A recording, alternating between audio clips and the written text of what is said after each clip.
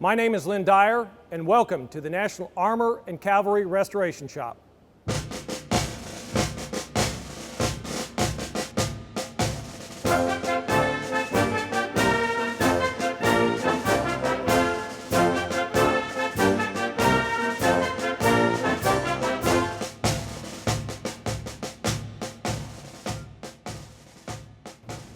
The second vehicle that I'll end up discussing will end up being an M-1917 American light tank.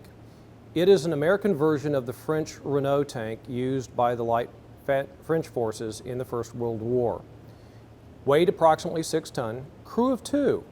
A platoon actually consists of 5 vehicles, combination of both machine guns and cannons within a platoon organization. The problem with this vehicle is, first, you've got to find the right size guys to fit inside of the vehicle. Height restrictions were 5'4" and below, with a weight limit of 125 pounds. Anything larger than that, the person does not fit well inside the vehicle, and evacuation out of the vehicle in an emergency becomes a bit of an issue. The vehicle that we're using right now, the M-1917, is not a combat veteran, but was, again, the American production vehicle to support the American forces if the war continued on into 1919 time period. But what I will focus in a little bit on is what the French Renault and this vehicle had in common. The male version is a 37mm cannon. The shell is a bit smaller than the shell that was in the British 6-pounder. When you look at it, this is an armor-piercing shell. They also had a high explosive. But even the armor-piercing had a nasty little surprise. It has a heavy armored casing on it, but when it is separated out from it, you will end up finding it has a base detonating fuse system, and it's filled with black powder. So after it penetrated through a concrete pillbox or armor plating, the primer would end up igniting, the powder in charge, and you'd have an internal explosion. So very effective against armored vehicles as far as that goes. The vehicle carries approximately 78 of these and has no secondary weapon system like a machine gun. So once they're out of ammo, then they're no longer effective in a fight. Armor protection is the same as what you have on a heavy tank. It's only about a ½ inch thick at the thickest part. The vehicle actually relies a little bit more on its smaller size and mobility. French tactics are a bit different than the British tactics. The French employed the vehicles in support of the infantry, never leading in the fight. One of the problems that the Renaults had in the no man's land operations was they were very susceptible to the barbed wire wrapping around the track and suspension components and literally mechanically locking up the vehicle. So you had to proof a lane for the vehicle to get through, generally either the night before or very early of the morning of the attack.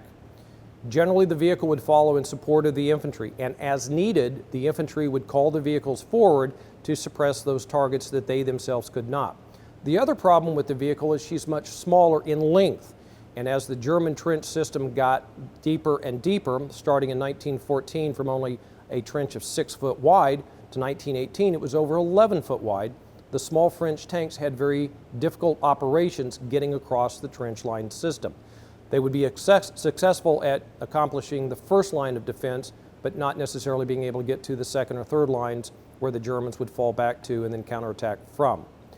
The vehicle, a little bit quicker at about 5.5 to 6 miles per hour, still has more than enough armor protection to protect the crew inside. The particular vehicle we have has actually several machine gun impacts from 30-06 machine gun ammunition, because in 1942, after she was declared obsolete, she went out onto a machine gun range to be used as a target vehicle. And when you look at the impact strikes, you'll notice that none of them penetrate through the armor protection of the vehicle. What makes this different is that it's got a driver down in the lower hole in the very, very front of the vehicle, engine is in the back of the vehicle, and the commander of the vehicle is up in the turret. Now, the commander is the commander of the vehicle. He is also the loader of the weapon system and the gunner for the weapon system. So if he's also the platoon sergeant or platoon leader, he is in a very heavily worked position within a combat fight as far as that goes. Ammunition is very accessible for him, where all he has to do is reach to his right or his left around his knee, and he can pick up then the ammunition that's stored in the locker boxes through there. These are all gasoline-driven engines during this time period, or petrol, according to the British. And it's one of those things, the fuel source was always a very vulnerable element. Road range on this little light tank is only 20 miles out of a fuel tank of 24 gallons. So she's got a limited ability to support in a battlefield operation, and normally has to be topped off the morning of the fight so that she can maximize that range. Unfortunately, in some cases, vehicles went out, and because of the day of operation, were out in a full days of operation and ran out of fuel, the crew has no choice but to abandon the vehicle. Communications inside is a little bit different also. She does not have a semaphore system. She actually uses flags for communication.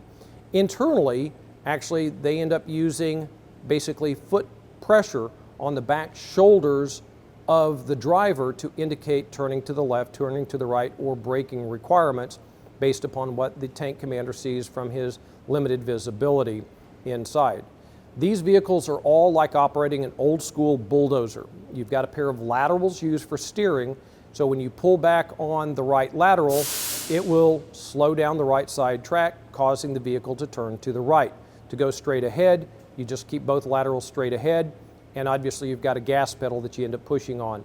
But these are also standard transmissions, so you have to end up shifting gears forward or reverse as necessary.